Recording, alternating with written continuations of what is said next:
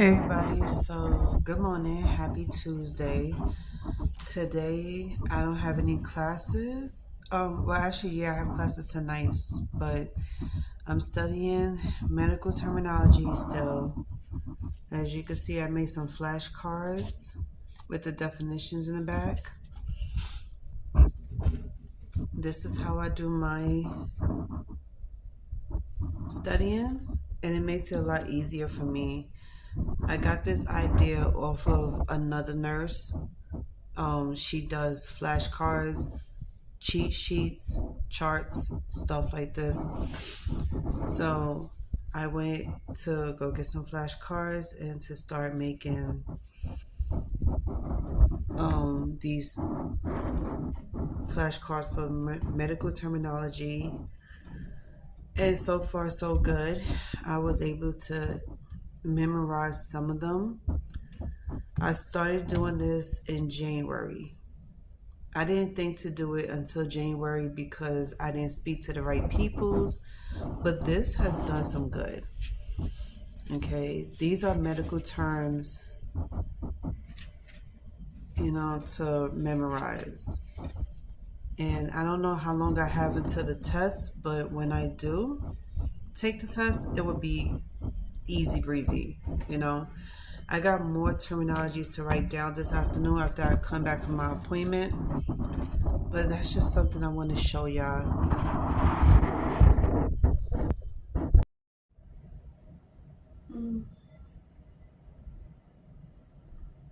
Am I ready? I'm ready.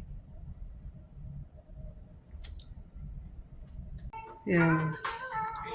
I had to redo my whole yesterday. Like I had to think about what happened to me, right?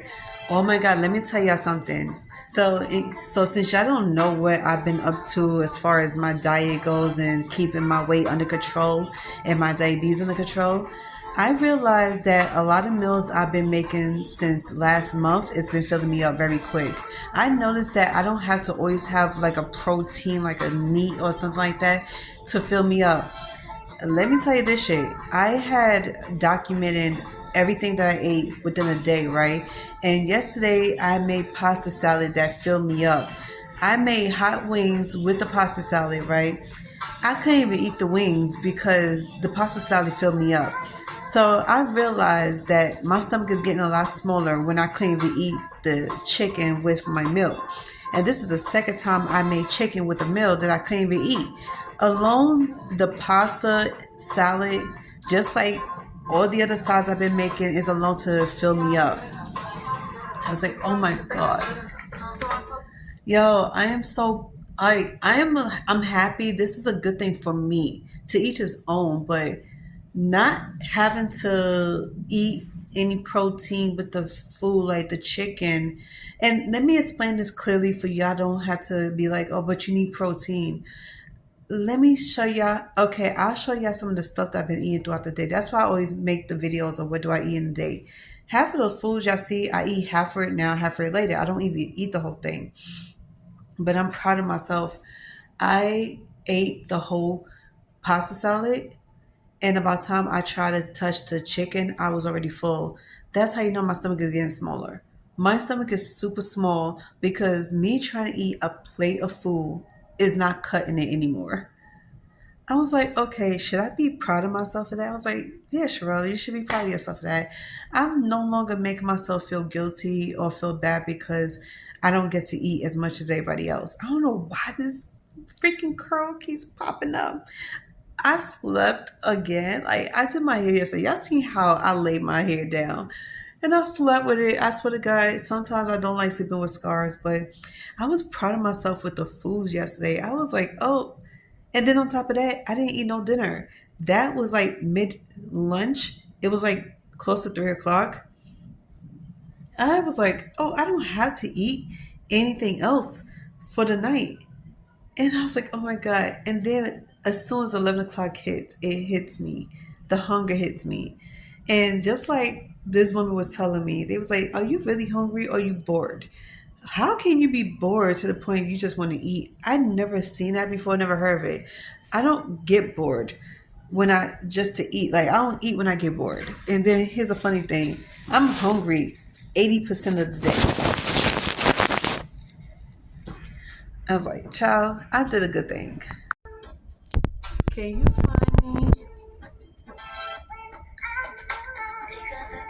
Look at those two beauties. Look at that prince and that princess. Oh, look at my queen. This is my queen. And that's me. I'm like, ah, look, nothing but princesses, and queens all over my house.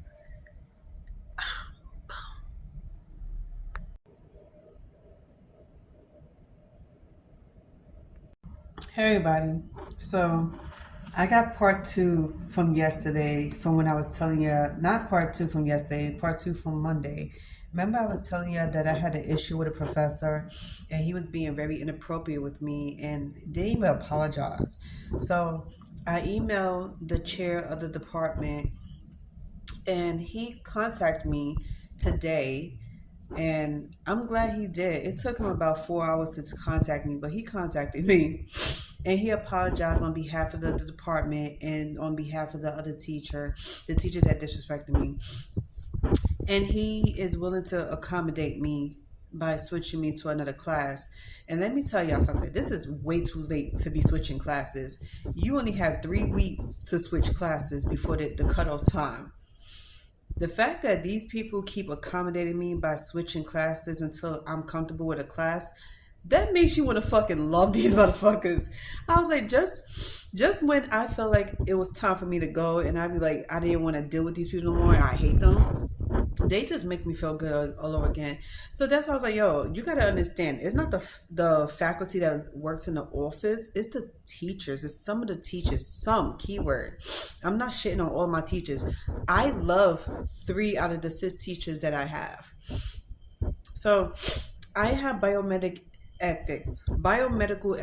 I have math. I have college writing one. I have fundamentals of computer and history of New York. And let me see what other class I got. Yeah, so those are the classes I have. And out of all of those classes I have the worst problems with the college writing teacher because he was like out of control. Like, here's the thing, some people I could tolerate, and I tolerate a lot of people's, and I appreciate even me like having these type of conversations with people because it lets me know who you are and if I could deal with you or not. It gives me the opportunity to decide if I want to deal with you or not. So one of my tutors wanted me to quit this math class to go to another class, switch classes. I was like, no, I'm gonna stick it out because despite the fact that there's a language barrier with me and my teacher, because my teacher, she's Russian, I still I'm still willing to stay in this class because I'm pushing through with a lot of things. The language barrier is what gets me in class because I can't understand half the shit she say. But it's the way she teaches. Like, she teaches different from my other math class, and I'm not so bothered by it. But I just wish she would understand. That's why I say it's a language barrier. But other than that, I'm pushing through with that. I'm not gonna get rid of all the classes, but I really like some people's in the school because they accommodate you and they keep letting you decide what makes you comfortable, what you could deal with, what you can't deal with. And they only want to do that because they support you in getting your shit together. They support your education. You get a small amount of people who's willing to work with you until you accomplish your goal. And then you got other people who's willing to just kick you to the curb. That's why I was like, damn, I can't say all peoples are so freaking evil and so calculated. I had to realize there's some people that's actually for me. And I love that.